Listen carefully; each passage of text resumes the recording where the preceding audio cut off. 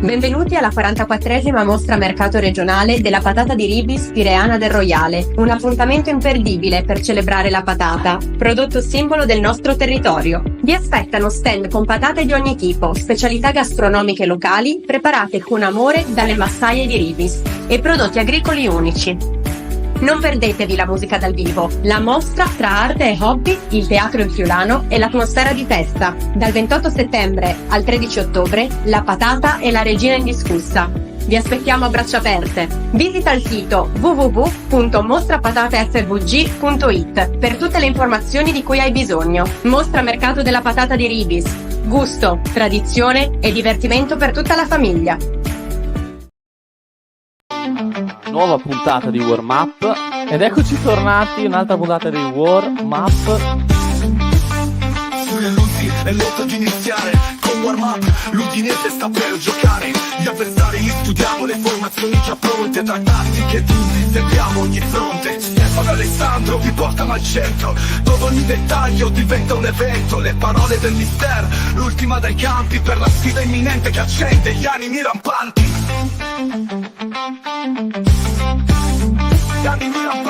La tensione si alza, l'adrenalina sale. Warm up è la miccia che accende ogni finale. Ti pronti a vivere l'istante decisivo, con l'Udinese in campo, lo spettacolo è esplosivo.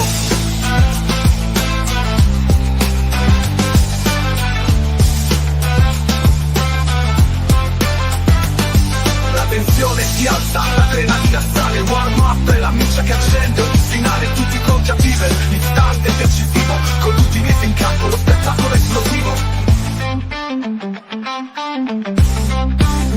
Lo spettacolo è esplosivo.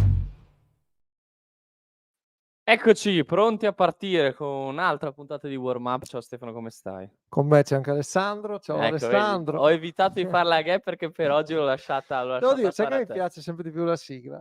Cioè, non è speciale calciomercato, la gara che bellissima, rimane di un livello che ormai rimane, irraggiungibile. cioè, vinto Però disco di platino, possiamo dire chapeau, però bella possiamo sigla. dire chapeau al ragazzo che ci fa le canzoni, Sì. che è veramente bravo. Cioè, Bravo, ce ne la sta prima è sta stata sfornando una dietro una la hit prima è dietro l'altra. imbattibile, però anche questa non è male. Se continua così, No, bravo. toccherà rivelare il nome se continua Sì, così. sì. Dico solo questo. Non è Ghe Pequeno, Sigla perché molto Red Hot Chili Pepper, si dice Ryan. In effetti, quella di prima era un po' gli ABBA. No, non so chi è. no.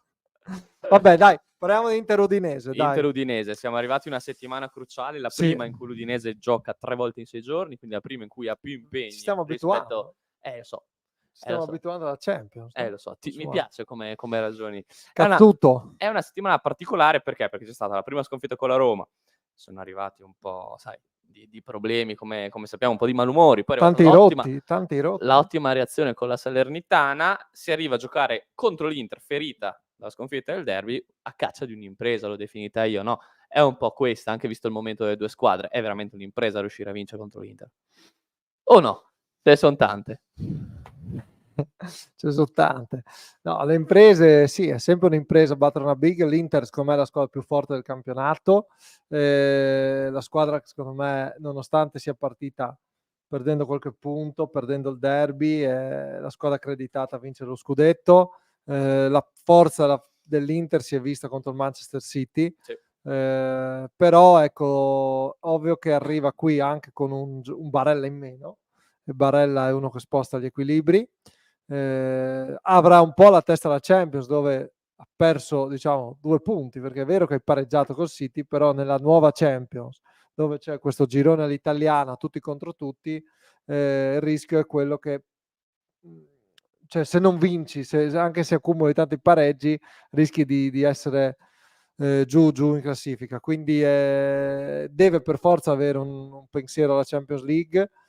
Il campionato è lunghissimo, siamo alla 6ª giornata e ne mancano dopo questa 32. Quindi, che idea ti sei fatto di questo campionato, di questo inizio? Molto Al di là equilibrato. dell'Udinese, dico proprio in generale. No, molto equilibrato. La testa delle squadre adesso Penso c'è il Torino in testa, per esempio, no? Sì, cambia. Sì, no, ma adesso cominciamo a entrare nel vivo. La 5ª giornata, secondo me, dopo per nazionale, insomma, è lo switch. quindi dopo aver avuto questa pausa nazionale, hanno avuto 2 partite di fila, è iniziato veramente il campionato. L'Udinese lo è, una vittoria, una sconfitta, una esaltante, una demotivante, però insomma secondo me possiamo ritenerci soddisfatti. Adesso usciranno, emergeranno tutti i valori del campionato, sempre con l'Europa di mezzo, perché l'Europa per le A te squadre... spaventa questa Europa, lo dici ogni Sì, volta. ti lo dico spaventa. sempre perché è determinante per le big, no? Cioè, non l'Europa porta via veramente tante energie, quindi il rischio è quello di per le grandi di perdere tanti punti. Ho visto anche l'Atalanta perdere col Como l'altro giorno 3-2, praticamente 3-1 perché il gol di Lookman è arrivato a tempo scaduto. Chi avrebbe mai pensato che l'Atalanta cadesse in casa contro il Como?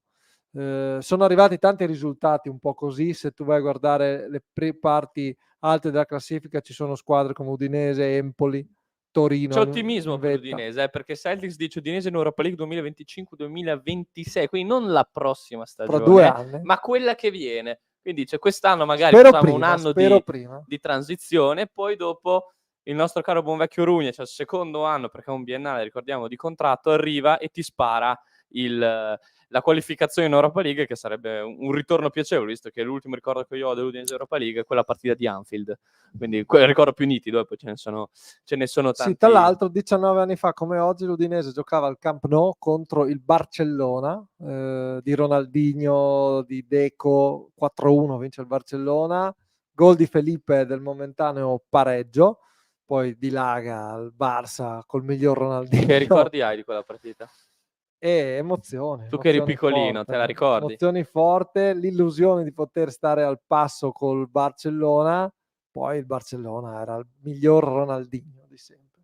Cioè, vedete fuori. mai, cioè, non so se vi accorgete, quando c'è un frame che torna sempre in tutti i video di Ronaldinho che balla sulla bandierina, sì, quello lì è 4-1 Barcellona-Udinese quando lui prende calcia nel set a punizione dal limite, quindi era ingiocabile quel giorno lì Ronaldinho e assieme a lui tanti altri, c'era Messi, c'era un giovane Deco, Messi, è vero, c'era un giovane insomma Messi. c'erano i giovani Iniesta, c'era Xavi, era un Barcellona super, quindi che poi quell'anno lì vinse tra l'altro la Champions League. Saluto Felipe, autore del gol dell'1-1, ci sentiamo sempre quando... Sì. ci stiamo anche per altre cose Ma lo ricorda con piacere, ma queste cose io quella li mando serata, sempre la ricorda con piacere e penso sia il punto più alto della storia dell'Udinese, la partita del Camp Nou. Beh sì, in effetti andare a giocare Quella è lì, Liverpool, però questa essendo Champions. No, dopo aver ottenuto soprattutto la qualificazione, vincevo 3-0 col Panathinaikos, quindi comunque è stata Vinta la prima in casa, tra l'altro. Tu sei arrivato con merito a giocare al Camp Nou, non perché è capitato per caso per un amichevole, ecco, sei arrivato con merito e sei riuscito anche fino al gol di Felipe, ecco, fino al gol poi del 2-1 del Barcellona, a tenere la partita in equilibrio, anche se in realtà giocava solo una squadra, ma sei più o meno riuscito a tenere in equilibrio, cioè penso sì, condivido, dai, mi piace come roba, momento più alto. Sì, cioè, poi magari, sai, c'è chi conta di più magari i successi nazionali rispetto a quelli internazionali, però andare a giocare al Camp Nou contro il Barcellona secondo me non è da tutti.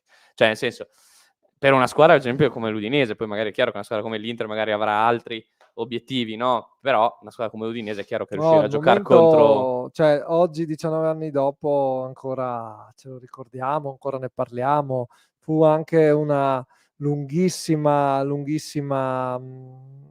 insomma, trasferta, un esodo a Barcellona, 1500. Io avevo visto. Sì, tantissimi, 5500 mi ricordavo io, quindi tantissimi. Ma torniamo al presente, torniamo un po' al presente, perché comunque dobbiamo parlare di Udinese-Inter che ci arriviamo, io parto dalle parole di Runic, sempre, e poi analizziamo quello che dicono. Ok, Runic dice, a mio avviso l'Inter è la squadra più forte della Serie A, loro non sono al 100%, ok, e noi non abbiamo pressioni, dobbiamo essere variabili, ok? Iniziamo con un 3-4-3, un 3-5-2, ma siamo aperti ad altre opzioni. Non vogliamo però ora sperimentare troppo, perché siamo all'inizio del campionato, però non escludo al 100% che in futuro potremo provare la catena a 4. Allora, Runic ci ha parlato molto bene dell'Inter, l'ha sempre detto, l'aveva detto anche all'Olimpico post-Roma, è la squadra più forte, è la squadra più forte del campionato, probabilmente è la favorita a vincere di nuovo. Sai che Runes mi sembra non avere le idee ancora molto chiare. Vabbè, ovvio, sull'Inter siamo tutti d'accordo. No, ma al di là dell'Inter, perché ha ruotato in tanti giocatori, soprattutto nel reparto nevralgico del campo, che è il centro, che insomma è la mediana. Tra l'altro Pagero, io ho paura, adesso piede ancora caviglia molto gonfia, si aspetta lunedì per andare a fare gli esami, perché se vai a fare la risonanza, l'ecografia con una caviglia che sgonfia non si vede niente perché c'è troppo liquido, tanto per spiegare il perché non si è detto che cos'ha.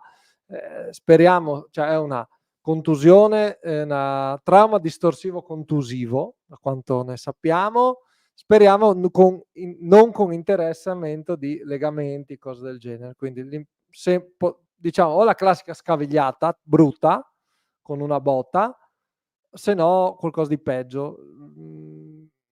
Sono tutti preoccupati, sembra un po' la preoccupazione calare con l'andare delle ore perché si sta sgonfiando il piede, però è veramente una brutta scavigliata, e Pagero rischia comunque di star fuori almeno un paio di settimane. Speriamo che l'esito degli esami sia confortante e che non abbia interessato nessun legamento, che quindi si tratti soltanto di recuperare, ecco, dalla scavigliata. Però un brutto intervento. Lì ha alternato Lovric, ha messo Zarraga, ha fatto giocare anche Kellenkamp, spero non lo faccia giocare neanche domenica lì, perché errare è umano, perseverare è diabolico. Mamma mia, che esagerato! No, che dai, esagerato! no, non puoi, dai. Mamma No. mia, che esagerato! Spero lo faccia giocare solo a tre quarti, non lì. Poi anche solti i ruoli. Io dopo parleremo di formazione, però aspettiamo, parliamo dopo di formazione. Dai, io direi andiamo in pubblicità, poi colleghiamo il primo ospite.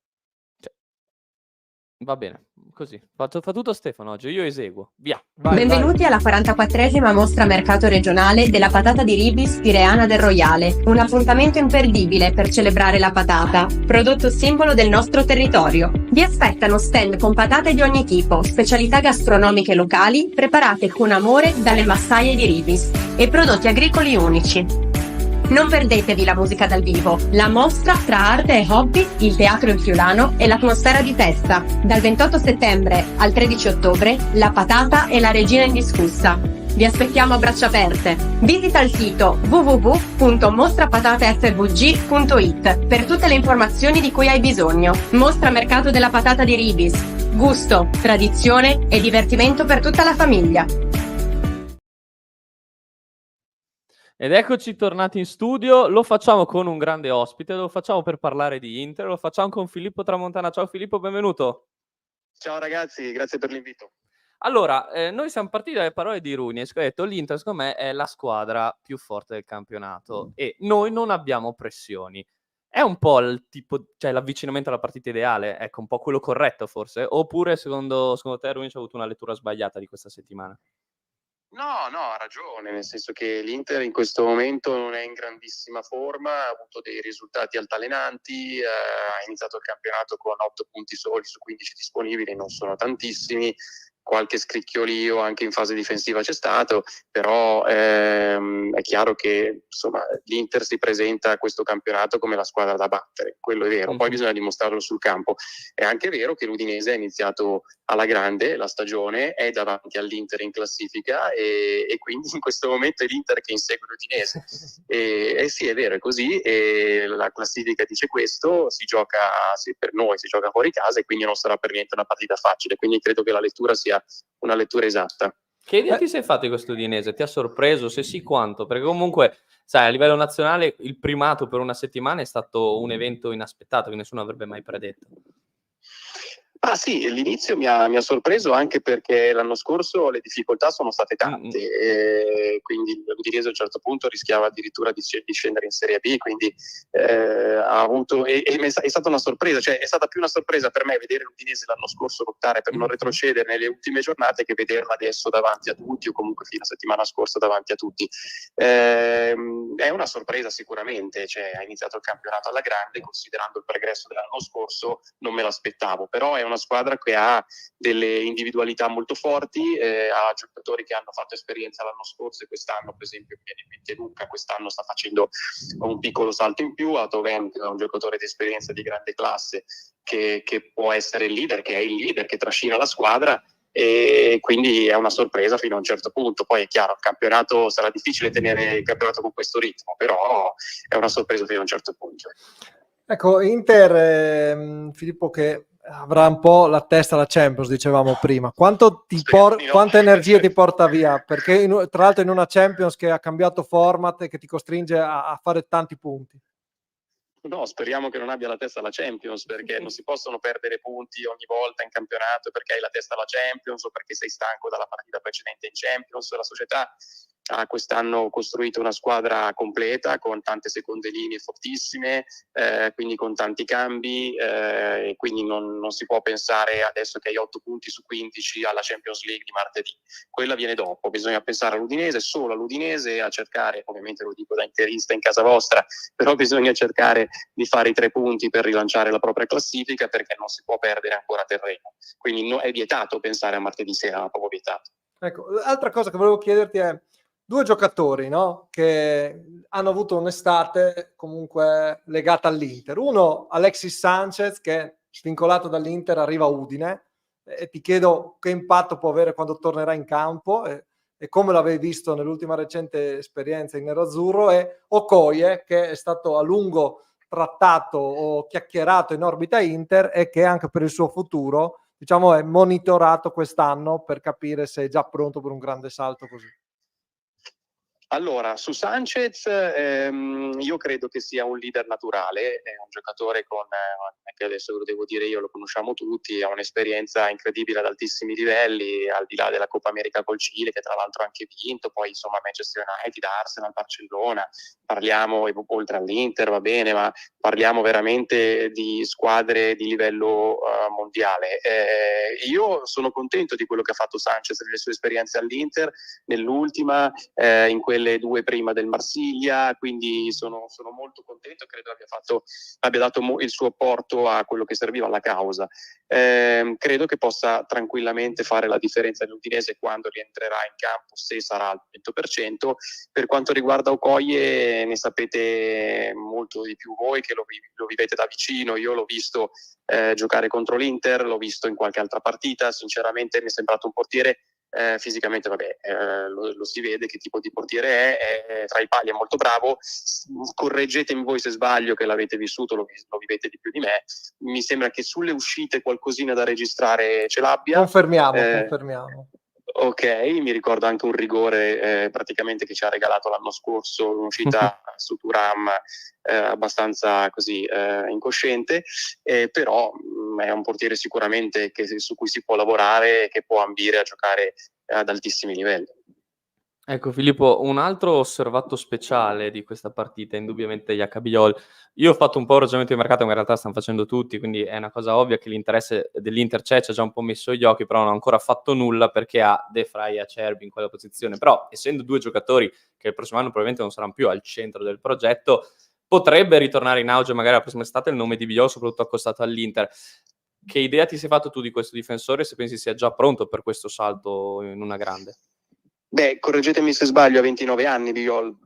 No, ne ha molti meno, è del 99, del 99, forse ti sei confuso okay, con 25. quello. Sì. Ok, 25, ok, allora guardate, io sento parlare molto di lui, non lo conosco così bene, quindi non voglio raccontare cose, certo. sì, non voglio raccontare cose che non so.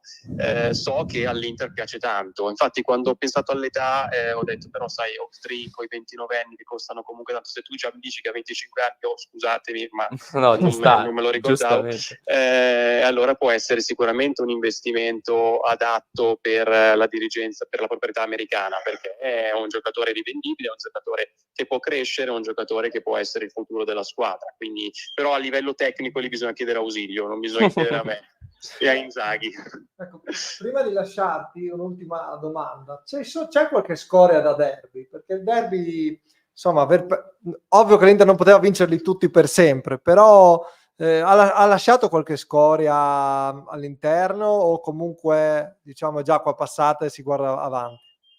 No, io credo che in un gruppo come quello dell'Inter, come quello composto dai giocatori dell'Inter, il derby possa essere uno schiaffo morale, una cosa per cui dire sì, va bene, noi ne abbiamo 26 di fila, abbiamo vinto il campionato l'anno scorso con 20 punti, ci sentivamo invincibili e evidentemente anche contro una squadra che sembrava in crisi non siamo invincibili perché abbiamo perso, abbiamo giocato male, adesso c'è da rimboccarsi le maniche e cercare di tornare a essere i giocatori dell'anno scorso, la squadra dell'anno scorso. Quindi spero che non abbia lasciato scorie e spero che abbia invece dato una sveglia, se mai ce ne fosse stato bisogno. Ecco, quindi vedremo già da sabato tra voi e noi, vediamo l'Inter come reagisce. Sì, anche l'Udinese è chiamata a reagire. Guarda, grazie Filippo, ti ringraziamo insomma per questo tuo commento. Non credo che sarai domani al Friuli perché sarai in collegamento in studio, quindi ti auguriamo buona partita. Noi ovviamente speriamo che vinca l'Udinese, però Certo. Bene, grazie ancora. Grazie a voi, ciao ragazzi, buona serata. Allora salutiamo Filippo Tramontana e passiamo al secondo ospite di giornata, un altro amico, Fabio Costantino di FC Internews. Fabio, sei già in collegamento? Sì, eccomi qua. Cioè siamo dall'emozionale al tecnico, quindi con te andiamo su chi gioca, chi non gioca. Barella non c'è, parto subito forte. Sì, intanto ciao ragazzi, ciao a tutti, a chi ci sta ascoltando e guardando. Sì, Barella sì, è domanda abbastanza facile, risposta abbastanza facilissima. Purtroppo... Allora te ne faccio io una più difficile allora. Vai. Questo Lautaro riposa perché è un po' stanco o gioca anche a Udine? Credo che Lautaro giocherà, perché non è solo una questione di stanchezza, è una questione di condizione. Non è una grande condizione, ma sai, molti giocatori la condizione la recuperano giocando, mica stando fermi. Perciò, secondo me, Lautaro è quel tipo di giocatore che ha bisogno di stare in campo per riprendere il ritmo giusto. Poi, l'ultima parola è di Inzaghi, però a naso ti direi che non lo lascerà fuori. Soprattutto perché in un momento del genere lui ha bisogno di giocare per dimostrare, per rispondere soprattutto alle critiche che gli stanno arrivando da più parti. Certo. Quindi lo vedo difficile che parta dalla panchina. C'è un inizio senza tanti gol per lui che è abituato, no, a zero in campionato, quindi riposerà Thuram, mi fai capire, perché Taremi in questo momento per una questione anche di gestione penso possa essere il 9. Ma magari neanche Thuram, sai, Inzaghi tendenzialmente quando si scrive di turnover forzato, poi quello ti presenta massimo 1 ma 2 cambi, poi però col City ti sorprende mettendone 4-5 nuovi, perciò lui sta tastando il polso della squadra. Anche Thuram ha giocato sempre finora, non si è mai fermato, è andato anche in nazionale, quindi paradossalmente è lui che avrebbe più bisogno di rifiatare, però in questo momento anche Thuram è difficile da togliere dal campo, perché è quel calciatore che ti dà gli strappi, che sta bene in forma, ha smesso di segnare dopo la sosta, però prima è stato il go-to guy dell'Inter, giocatore che ha fatto la differenza. Quindi lo so che Taremi merita di giocare e scalpita, però vista anche la situazione in casa Inter, il momento, la trasferta di Udine non puoi sbagliarla e ti devi affidare a chi ti dà più garanzie in questo momento, anche a sensazione. Quindi andiamo direi subito. Dai, lanciaci sta subito probabile, la probabile, dai, probabile che siamo torniamo curiosi. a parlare di Inter.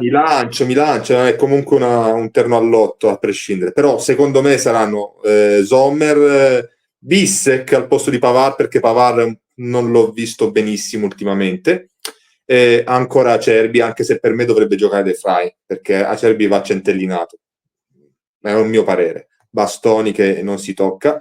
Darmian secondo me davanti a Dumfries, soprattutto perché se gioca Bissek le coppie sono queste, serve un giocatore che copra le spalle al tedesco quando lui parte palla al piede e non torna più indietro. Centrocampo Frattesi finalmente al posto di Barella, Çalhanoğlu, credo ancora Mkhitaryan, nonostante molti invochino, anch'io un po' di riposo perché ne ha bisogno. A sinistra ancora Di Marco, e poi la coppia secondo me sarà sempre la Tula, Thuram e Lautaro, però pronto a essere smentito. La Tula che non è la Lula, non è la Lula, non ci sbagliamo. Ti ho aperto una ferita aperta. Perché no, ho tirato fuori passato. Lukaku?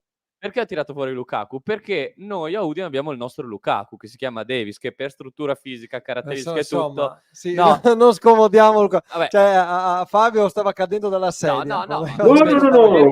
Potete dire quello che volete su Lukaku adesso, non è più un mio problema. Quindi...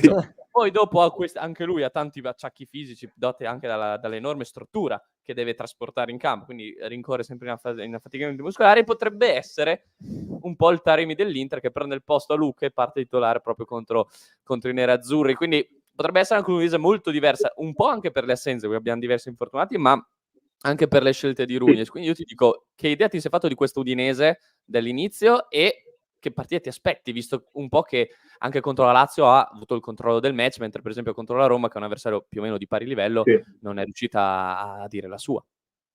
E guarda, intanto complimenti, li do a voi, poi distribuite a tutto l'ambiente.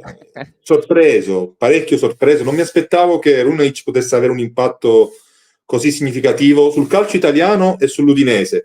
Però l'Udinese è una squadra cosmopolita, chiamiamola così, molto internazionale da sempre, quindi non è difficile anche per un allenatore che arriva dall'estero parlare subito la lingua del posto, con i giocatori in particolare. È molto aperta Udine da questo punto di vista. Ottimo lavoro, una squadra che gioca bene, ha avuto anche picchi di un certo livello di qualità, e poi i risultati dicono Udinese in questo momento, perché non è sempre facile applicare, appaiare il bel gioco ai risultati. L'Udinese finora ci è riuscita, lo stop di Roma ci sta, perché poi la Roma, cambiando allenatore, ha avuto la scarica di adrenalina. È un ambiente un po' strano la Roma quest'anno, e secondo me non abbiamo ancora finito di vedere tutto. Ha avuto un impatto positivo Juric, quindi ci sta di pagare dazio in casa della Roma, però finora ragazzi molto sorpreso. Mi aspetto una partita molto difficile per l'Inter, perché l'Udinese sa il fatto suo e sa come attaccare una squadra che in questo momento ha perso un po' di certezze granitiche che aveva fino alla scorsa stagione, perché sai, perdere il derby, come ha detto Filippo Tramontana prima, è un bello schiaffone, quindi sono due le cose: o ti rialzi subito e dimostri che lo scudetto sul petto non è lì per caso, ma te lo sei meritato e vuoi continuare a mantenerlo, oppure continui nell'incertezza, è tertium non dato. Quindi io mi aspetto una reazione da parte dell'Inter, perché l'Inter che si è vista nel derby non è presentabile, non è quella, non si è mai vista una squadra così a memoria. Bene il Milan, bravo il Milan, sicuramente non togliamo meriti a chi ha fatto bene davvero sul campo, però l'Inter non ha opposto la resistenza che avrebbe dovuto opporre. Ma ecco, ti chiedo questo, cioè dopo aver vinto lo scudetto di nuovo, dopo aver conquistato la seconda stella, dopo un po' tutto questo, c'è un po' la voglia di guardare più all'Europa, di puntare più dritti in Europa a discapito del campionato un po', perché sappiamo che è difficile essere al 110% sempre su entrambi i fronti con una Champions nuova, così gliel'ho chiesto anche a Filippo. Sì. Cioè, c'è un po' l'idea dell'Inter di dire cavolo, andiamo a provare a vincere la Champions quest'anno. Allora, c'è l'idea di fare bene, anche perché andare a vincere la Champions è presuntuosa come espressione, lo possono dire soltanto 2 o 3 squadre in Europa. L'Inter non è ancora tra quelle, magari lo sarà tra un paio di anni, chissà, speriamo. Però no, ora c'è l'idea di far bene in Champions, è una classifica unica, quindi devi fare più punti possibili. Quindi bene a Manchester, ottima interpretazione di una partita di una certa difficoltà. Ora c'è la Stella Rossa, però sai, non puoi permetterti di pensare a una competizione lasciando stare l'altra. Uno, perché il titolo di campione d'Italia è tuo e devi difenderlo, e i tifosi si aspettano che tu lo difenda fino in fondo. 2, perché la Champions rimane comunque una scommessa. Hai 8 partite, ok, bene, però no, tante squadre che mirano ai piazzamenti. Perciò non puoi perdere troppi punti per strada. Chiaramente hai più chance rispetto al vecchio format, dove le partite erano di meno, quindi se ne sbagliavi 1 o 2 già eri fuori praticamente. Qua qualche chance in più ce l'hai. Però l'Inter è costruita per correre su entrambe le corsie. Perciò non mi piace come espressione 2 squadre, però ha alternative più che valide per ovviare alle carenze di condizioni, infortuni, squalifiche. Non vedo perché una squadra come l'Inter in questo momento debba pensare a un obiettivo piuttosto che a un altro, soprattutto perché la classifica in Serie A è corta, ha iniziato male, molto male rispetto alle abitudini, però nessuno è scappato via mettendo il proprio marchio su questo campionato. Sì, l'abbiamo detto, Serie A molto molto equilibrata, con ancora valori che vanno via via, secondo me. E proprio per questo motivo, allora, noi facciamo Sì. il gioco con ogni nostro ospite di provare a indovinare il pronostico. Siccome noi non siamo bravi, lo chiediamo agli altri. Quindi che partita ti aspetti domani e il tuo pronostico? Mi aspetto una partita molto, molto divertente, perché sono due squadre che amano correre, che amano attaccare, che cercano la profondità, quindi non la vedo come una partita bloccata dove una si difende in blocco e poi spera in qualcosa davanti. Il pubblico si divertirà, secondo me. Detto questo, il pronostico per me è sempre stato dolorosissimo. Diciamo che finisce 1-1, dai. Così Pareggio, che nessuno... starebbe bene all'Udinese. Che Servirebbe in quanto ospite non voglio essere maleducato, quindi No. almeno ci dividiamo la posta. Poi dentro di me, ovviamente, ho altri pensieri più ambiziosi. Ovvio. alternativi. Ultima cosa, poi ti lasciamo, Fabio. Facciamo un altro gioco. Proviamo a togliere un giocatore per parte. Chi vorresti togliere tu? Io ti dico chi toglierei io. Io non mi fido di Lautaro, perché non segna, è vero, però poi casualmente, puntualmente contro l'Udinese si sbloccano tutti. Tu chi toglieresti all'Udinese? Beh, in questo momento, se togliessi Toven, secondo me non sbaglierei, perché lo vedo in uno stato di grazia che sinceramente non ricordo neanche in altri tempi con altre maglie addosso. Ha trovato forse la sua dimensione perfetta e adesso fa quello che gli riesce meglio, produrre calcio. Quindi toglierei lui in questo Guarda momento. Fabio, è la prima volta, non so se ci ho pensato adesso, è la prima volta che prima di Udinese Inter non ti fanno mai una domanda su Samardžić. Non so se ci hai fatto caso. È vero. Di solito sempre arriva la domanda, sempre. Ci ho pensato adesso, ho detto, cavolo, ma manca la domanda su Samardžić. Ho detto, ah sì, in effetti quest'anno manca per quello. Quindi non togli Samardžić. No, ma perché? No, qua c'è una discussione che va avanti da tempi immemori. Posso dirti la mia? Ecco. Adesso che il tempo è passato, non era da Inter. Non è da Inter, dai. Da questa Inter, dai. Vedremo. Ragazzi, che non fosse da Inter l'ha dimostrato lui prima di andare all'Inter. Sì, con la scelta, esatto. Se tu pensi di essere da Inter, dici sì subito e non ci pensi neanche, non mezzo secondo, neanche meno di mezzo secondo. Quando balbetti, quando tentenni, quando ti lasci consigliare da altri che ti portano lontano da quello che può essere il tuo obiettivo, non sei da Inter, perché ti manca la personalità per dire voglio questa sfida, sono pronto, a prescindere a qualunque costo, per me è il massimo che possa avere. E allora non sei da Inter, sei da Atalanta, probabilmente, con tutto il rispetto dell'Atalanta, che comunque a livello di blasone non è l'Inter, però ha appena messo in bacheca un'Europa League, quindi è una buona dimensione. Diciamo che è un passo leggermente indietro, chiamiamolo così in questo momento, rispetto all'Inter, che magari gli farà bene. Poi un giorno lo vedremo con una maglia importante. Siamo riusciti anche oggi a parlare di Samardžić. Ogni volta ce la faccio sempre io ce la faccio sempre, non è un problema. Fabio, grazie. So che non sarai neanche tu domani. No, dirigo da casa. Dirigi da casa. Me l'hanno detto. Bene, grazie Fabio Costantino, direttore di FC Internews. Ci vediamo. Ciao. Grazie a voi. Ciao. Eccoci, allora andiamo a vedere la nostra formazione, perché adesso ti lancio un due fulmini. Ma oggi fai tutto tu. Oggi io ti seguo, vai. Voglio lanciare due fulmini. Ti dico perché c'è Izibue, dopo che ho visto un ottimo Rui Modesto contro la Salernitana. Sì. Cioè io di slancio lo farei giocare a gamba, ragazzo. Date tempo là che è un fenomeno. Ma Stefano, io so che tu arrivi sempre a salvarmi quando parliamo di Samardžić, ma oggi non è il momento. Parliamo di partita, parliamo di squadra e parliamo di formazione. Quindi parliamo di quest'Udinese che cambierà, ok?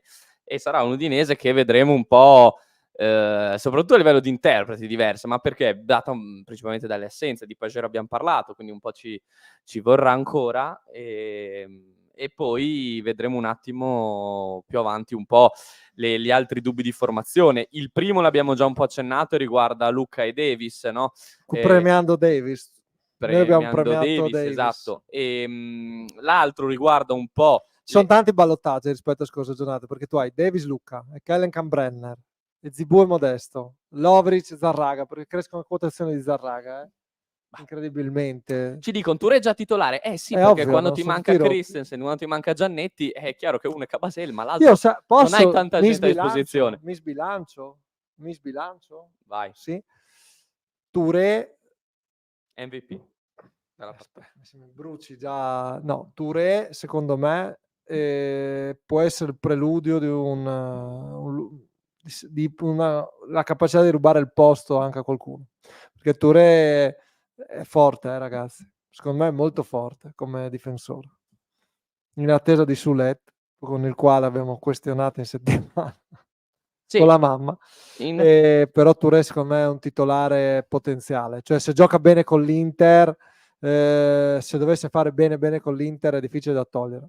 Sì, sarà un po' un Udinese che cambia, un Udinese che però non per questo è depotenziato. Ecco, questo è un po' il grande Perché valore di depotenziato, quest'anno, no? no? No, è quello che ti sto dicendo, no? Un po' il grande valore di quest'anno, no? L'anno scorso tanto No, dicevamo... è ovvio che per me togli Pagero.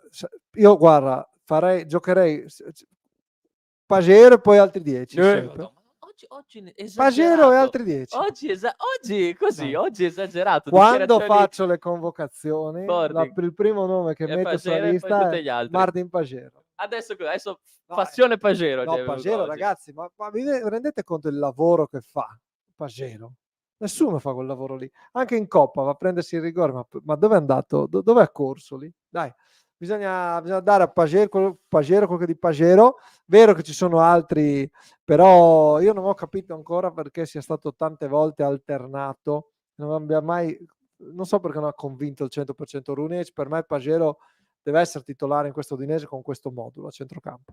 Sì, poi per carità, Magari da casa non sono Stefano dice d'accordo. vedrei bene anche Attad all'inizio al posto di Lovric. Attacca è entrato molto bene, io penso che anche per una questione di è entrato già nei meccanismi, conosce già un po' l'idea di gioco e tutto, penso che Lovric al momento sia quello in ballottaggio, poi alla fine con Pagero per un posto Pagero titolare non al fianco di c'è. Karlstrom, no? Con l'assenza appunto di Pagero è chiaro che Lovric prende il posto e Kehl campa Però un po' sai, l'altro. Zarraga, non so, da ambiente interno mi hanno detto occhio a Zarraga. Potrebbe essere un'altra soluzione alla Runeic che non ci sorprenderebbe ormai più, perché sappiamo che è capace di fare questi cambi improvvisi di formazione, quindi non mi sorprende neanche. E quest'anno, a differenza dell'anno scorso, la vera grande differenza nostra, sai qual è stata? Che facciamo molta più fatica a azzeccare la probabile formazione. No, in Cioè, realtà le prime 3 le abbiamo prese, vabbè, l'ultima 3 su 5. No, l'anno scorso vediamo. L'anno scorso veramente Non era... c'avevi nessuno. Ecco, e allora quello che dicevo prima era il grande potere, cioè il grande vantaggio, il grande valore che ha quest'anno l'Udinese è che nonostante manchi Pagero, mancherà Christensen, mancherà Giannetti, mancherà Camara, l'Udinese non è depotenziata. Perché? Perché ha dei ricambi dello stesso valore, o se non in certi casi anche superiore rispetto ai titolari. Quindi l'Udinese che vedremo domani non è di valore inferiore rispetto a quella che ha giocato contro il Parma, anche se mancano dei giocatori importanti, come manca Pagero, manca Christensen e Giannetti, che sono i 2 braccetti titolari assieme a Bigliol per fare il terzetto, e mancano, quindi cambia la difesa completamente, e poi mancherà Camara, che è un po' l'unico al momento esterno sicuro del posto, con Ezzibu e Modesto che adesso stanno cominciando a entrare. È chiamata una bella prova anche Zemura, perché ha l'occasione, per ora quando è entrato non ha mai sfruttata, no? Anche col Como non l'ha sfruttata Zemura. Camara tra gli esterni è quello che ha giocato forse meglio, più costante. Ezibue ha fatto bene, malino, sempre questo saliscendi. È bastato un El Shaarawy alto per annullarlo completamente, è molto più difensivo, anzi solamente difensivo. Io, sai, a destra è la partita a sinistra del riscatto e delle possibili sorprese. di una possibile sorpresa Zemura, che per me è più forte di quello che pensiamo. E a destra io ho visto troppo bene Rui Modesto. Ci dicono, ma Touré in prestito secco sbaglio? No, Ryan, dici bene, proprio in prestito secco. Il motivo lo spieghi tu, Alex. Per una questione di secondi e di minuti, perché ovviamente è stata una delle ultime operazioni del calciomercato estivo 2024 e quindi per una questione di contratti, burocrazia, per far sì che tutto andasse per il verso giusto e si riuscisse a stare nei tempi tecnici del calciomercato, perché scadeva alle 000000 del 30 agosto, è chiaro che per facilitare il tutto hanno dovuto rinunciare alla formula del prestito con diritto, con obbligo di riscatto, perché avrebbe richiesto talmente troppo tempo che si sforava. Quindi hanno detto, boh, facciamolo prestito secco, poi il prossimo anno ci riparliamo con calma e dopo vediamo come comprarlo. Quindi proprio per un motivo paradossalmente tecnico, non un motivo di scelta della società, ma per far restare nei tempi, hanno deciso di prendere Touré in prestito secco per far sì che dopo venisse consegnato il contratto in tempo e quindi di conseguenza potesse essere tesserato udinese, e così è stato. Ecco. Quindi è una questione prettamente tecnica di un difensore che è arrivato all'ultimo, ma non è l'ultimo difensore che arriverà all'Udinese, perché l'altro invece che arriverà bello come il sole, Solet. Solo Solet, no, in realtà è arrivato col fratello e la mamma, e purtroppo gli abbiamo bruciato la notizia. Questa è bella da raccontare, ma in sostanza cosa è successo? L'abbiamo pescato nella pancia dello stadio, non è invisibile, è un stangone di quelle, insomma, di una fisicità che non può passare inosservato. Insomma, noi l'abbiamo ovviamente raccontata.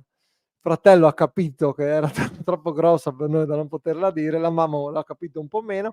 Comunque tutto risolto. Soletta arriva martedì, dovrebbe ormai mettere tutto nero su bianco, ma ormai è già Udine, e questo è in prospettiva un grande colpo. Lo voleva l'Inter, lo voleva il Milan, lo voleva il Barcellona. Chi è dei due, scusate, devo specificare, Soletta è quello dietro, quello con la bottiglietta in mano, quello giusto? davanti al fratello di Soletta. Giusto, devo specificare questa cosa. E quindi lo volevano dei grandi club, ha esperienza in Champions League, è un giocatore, lo voleva al Napoli a gennaio, è un giocatore che aveva una dimensione decisamente diversa, quindi è un colpo importantissimo. Brava l'Udinese, lui si è svincolato, l'Udinese si è lanciata prima di tutti per andare a prenderlo e lo ha preso, quindi anche un colpo a zero, tra l'altro plusvalenziabile all'infinito. Era un giocatore che lo scorso gennaio si poteva muovere per 15-20 milioni. Quindi è un giocatore, diamo anche qua dei dettagli tecnici per capire, che martedì probabilmente, anche qua per questioni un attimo di sistemare gli ultimi dettagli per la firma sul contratto, firmerà il contratto e sarà un nuovo giocatore d'Udinese, giocatore che però potrà essere impiegato solo a partire da gennaio. Perché? Perché essendosi svincolato il 14 settembre con il Salisburgo, quindi a mercato concluso, lui ormai non può essere tesserato con un'altra società fino a che non apre la prossima finestra di mercato, che apre il mercato invernale. Quindi dal 1° gennaio lui ufficialmente diventerà un tesserato udinese e quindi potrà essere convocato per le gare ufficiali. Questo cosa vuol dire? Ma se firma martedì, cosa fa tutti questi mesi? Vuol dire che tutti questi mesi lui si può allenare con l'Udinese, può stare un po' come faceva Ferreira quest'estate, quindi può stare nel centro, seguire tutti gli allenamenti, eccetera. Può giocare le amichevoli, qualora ci saranno amichevoli magari durante la sosta per le nazionali, ma qualsiasi partita ufficiale dell'Udinese lui non può giocare, non può essere nemmeno convocato. E quindi probabilmente lo avremo dalla prima partita di gennaio di campionato, che adesso, se non ricordo male, è anche una abbastanza importante, perché vado a memoria, ma mi sembra ci sia tipo, esagero, un derby, non so se si può ancora definire così, col Verona, possibile? L'Udinese ricomincia, chiude con la Fiorentina con l'Atalanta, e ricomincia con l'Atalanta. No, Verona-Udinese, 5 gennaio, vedi, mi sì, ricordavo. perché c'è di mezzo il Torino, 29, Verona-Udinese, del Torino, Verona-Udinese, 5 gennaio, quindi lui Atalanta potrebbe, se firmerà il contratto, ma ormai è fatta, ce l'hanno detto entrambe le parti che è fatta, quando firmerà il contratto potrà giocare la prima partita ufficiale il 5 gennaio contro Verona, per una questione proprio anche qua di termini tecnici, burocratici. Giocatore che firma un quadriennale, 1,5 milioni all'anno come ingaggio, un ingaggio importante, perché, come diceva prima Stefano, è un giocatore importante, è un giocatore che è voluto da tante squadre, quindi mal che vada, anche se resta 6 mesi, mettiamola così, può essere una plusvalenza molto interessante. Ma innanzitutto, al di là dal punto di vista economico, è proprio un giocatore che arriva ed è paradossalmente, assieme a Biol, il difensore più forte che è in rosa. Sì. Quindi arriva per fare il titolare. E quindi è chiaro che sarà curioso anche capire la crescita di Touré, la condizione fisica di Giannetti, se Christensen farà questo definitivo stabile carriera, perché da gennaio c'è uno che toglie un posto a tutti questi, e quindi o si cominciano anche loro a trovare un po' il loro equilibrio, cominciare a sviluppare anche la loro crescita di giocatori, oppure se mancava quel 7 al mercato, con l'arrivo di Solet è 7, perché perdi Perez, Solet non è più forte. prospettiva anche. Sì, beh, poi è un giocatore che prendi comunque a 0, quindi è un Preso a 0, cioè io proprio preso a 0, ha esperienza in Champions League. Ha avuto negli ultimi anni magari un po' meno continuità per via di qualche anche acciacco, però è un giocatore che ha esperienza in Champions, cioè bel colpo. Ci chiedono, giustamente, perché me l'han chiesto anche in tanti durante la settimana, Solé, se si ambienta sta classifica ci sorridesse, pensate possa portare il trasferimento di Biyol Non a credo. gennaio? Allora, è un'opzione che ovviamente io non escludo mai, perché il mercato, lo sappiamo, è imprevedibile, quindi mai dire mai, non mi sento di dire Però vuol dire categoricamente che a no. gennaio arriva uno con 20 milioni, 25, e questo lo vedo più difficile. Vuol dire che serve esatto, come dicevi tu, una cifra molto importante per portarlo via Biyol, e soprattutto al momento per esempio la squadra più interessata al giocatore, l'abbiamo detto anche con gli ospiti prima, è l'Inter, ma l'Inter al momento ha sia Acerbi che De Vrij. Poi quando Acerbi terminerà il contratto e De Vrij pure, saranno 2 svincolati, quindi l'Inter ha bisogno di prendere 2 centrali, è chiaro che Biyol diventa l'obiettivo numero 1. Ma fino a questo momento l'Inter non ha bisogno a gennaio di prenderlo, perché c'ha già sia Acerbi che De Vrij. Quindi anche Lorenzo che ci fa la domanda, mai dire mai. Il discorso è: specifichiamo il mercato dell'Udinese imprevedibile. Hai ragione, mi piace come specificazione, e la butto dentro. Sottolineiamo che è chiaro che l'Udinese non ha nessun giocatore incedibile, sono tutti giocatori in vendita una volta che si raggiungono le determinate richieste. Quindi perché dico che è imprevedibile? Perché facciamo un esempio, alla Juventus si fa male Bremer, Bremer sta fuori tutta la stagione, hanno bisogno di un centrale, arrivano a bussare alla porta dell'Udinese, offrono 30 milioni, è chiaro che da quel punto di vista lì era una cosa imprevedibile, quindi dopo magari si porta alla cessione di Biyol, però al momento non c'è interesse di cederlo a gennaio, se non a richieste o offerte improponibili, quindi potrebbe diventare veramente un rinforzo interessante per un giocatore che può giocare come braccetto destro, quindi diventerebbe proprio anche il naturale poi sostituto di Perez, che non l'abbiamo ancora trovato, perché Christensen un po' di acciacchi, un po' di prestazioni di sottotono non l'aveva ancora fatto. Come sta Pizarro, ci dice Filippo. Sì, giustamente abbiamo parlato di Pajero, che era un po' il grande infortunato, un po' il tema della settimana. Ci sono Christensen e Camara che hanno avuto degli affaticamenti muscolare che ha avuto anche Pizarro, quindi semplicemente probabilmente non sarà convocato contro l'Inter, e il suo rientro è previsto per la prossima settimana, ma penso che lo avremo a pieno regime dopo la sosta. Ecco, questo è un po' il discorso, anche per essere onesti, perché è inutile continuare a dire Pizarro arriva. Dopo la sosta di ottobre, quindi 19 ottobre, Milan-Udinese, probabilmente avremo Pizarro forse convocato dalla panchina, utilizzabile. Poi dopo lì sta sempre a Rooney se decidere se schierarlo o meno, perché poi magari non lo convince al momento. Occhio anche Alexis Sanchez, che si sta sempre meglio, e secondo me dopo la sosta lo rivedremo anche lui, anche Alexis. Torniamo sull'Inter, perché siamo già in chiusura, tempi stringono sempre qui su tutto Udinese. Pronostico, ti dico il mio? Sono abbastanza d'accordo con Fabio da Milano e ti dico 1-1. Che non è male, mi guardi come per dire, cioè mi hai fatto la faccia di Caressa, mi hai fatto. Ce ne sono tanti. No, ci stanno facendo 2 domande su Sanchez, giustamente aveva spiegato Stefano, e non credo sia da subito da titolare, perché ovviamente rientra, deve mettere minuti, ovvio. È chiaro che è un giocatore che magari entra, comincia a giocare i primi 5, 10 minuti, 15, 20, 25, un po' come Davis, un po' alla volta, fino a che magari arriva dopo, speriamo non come Davis, dopo un anno che può giocare titolare 90 minuti. Poi vedremo quello. Filippo dice 1-2, 1-3, quindi vede l'Inter abbastanza sicura di una vittoria. È sempre pessimista Filippo ormai. Io però... Non mi salvo, se mi salvo vado a giocare alla Robur. Io ho grandi borse, parla. Io ti dico, per quanto riguarda il pronostico, che l'Amarcord di Felipe mi ha fatto rievocare brutti ricordi, quindi io dico Cabasele di testa, ma l'Inter vince. Io ti dico, sai perché penso che 2-1, 3-1 anch'io, rimango come Filippo. Io guardo sempre un po', ho le sensazioni, no? L'altro giorno a Roma, devo dire la verità, ho bleffato in trasmissione, perché mi puzzava, cioè, non siamo andati in trasferta, non c'era quell'energia. La cattiveria di vincere la partita, non c'era, eravamo anche in Corriere eravamo un po' tutti fiacchi. Invece ti dico, non possiamo perdere, secondo me con l'Inter, ti spiego il perché, non c'è niente di tecnico, solo astrologico. Come abbiamo perso una partita immeritatamente l'anno scorso con un tiretto alla fine, no? Ha avuto tanta fortuna quel giorno l'Inter. Secondo me, sai, dato che tutto torna, avranno anche un po' di sfiga, la sfiga gli gira anche a loro, no? Gli è andata tanto bene negli ultimi periodi, fino all'anno scorso, quest'anno sono partiti male, sai, strascichi da derby, testa alla Champions, può essere che perdano qualche punto ancora, spero lo facciano a Udine. Speriamo lo facciano a Udine. Chiudiamo rispondendo alla domanda di Stefano. La convocazione di Toveni nazionale preconvocato, non è ancora convocato, potrebbe portarci via l'anno prossimo.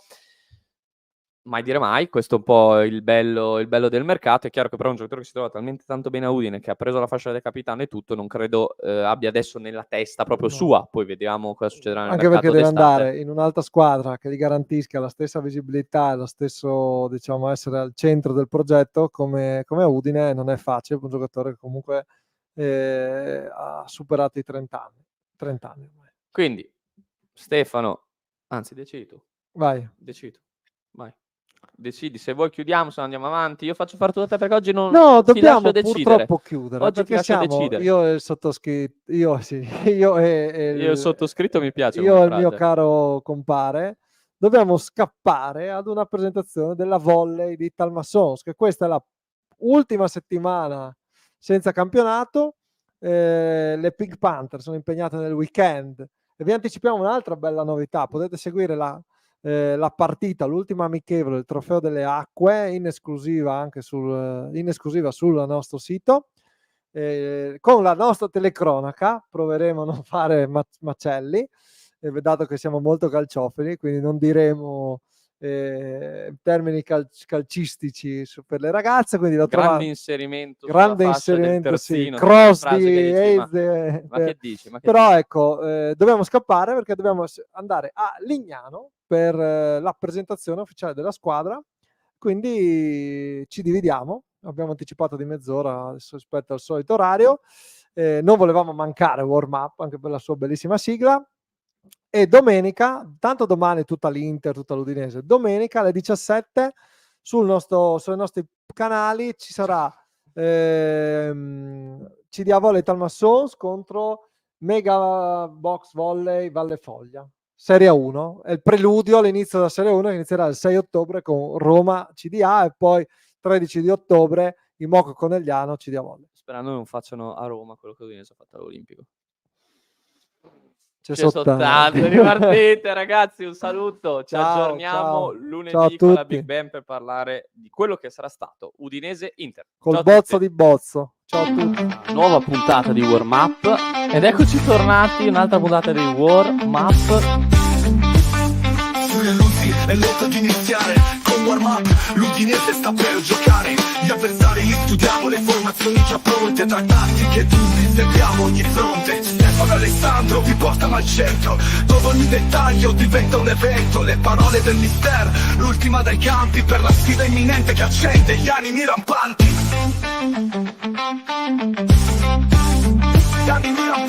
La tensione si alza, l'adrenalina sale. Warm Up è la miccia che accende ogni finale. Ti pronti a vivere l'istante decisivo, con l'Udinese in campo, lo spettacolo è esplosivo.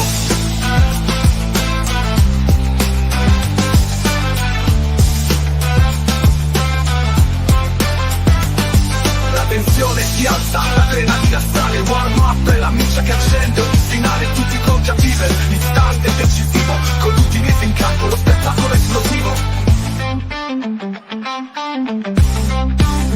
Lo spettacolo è esplosivo.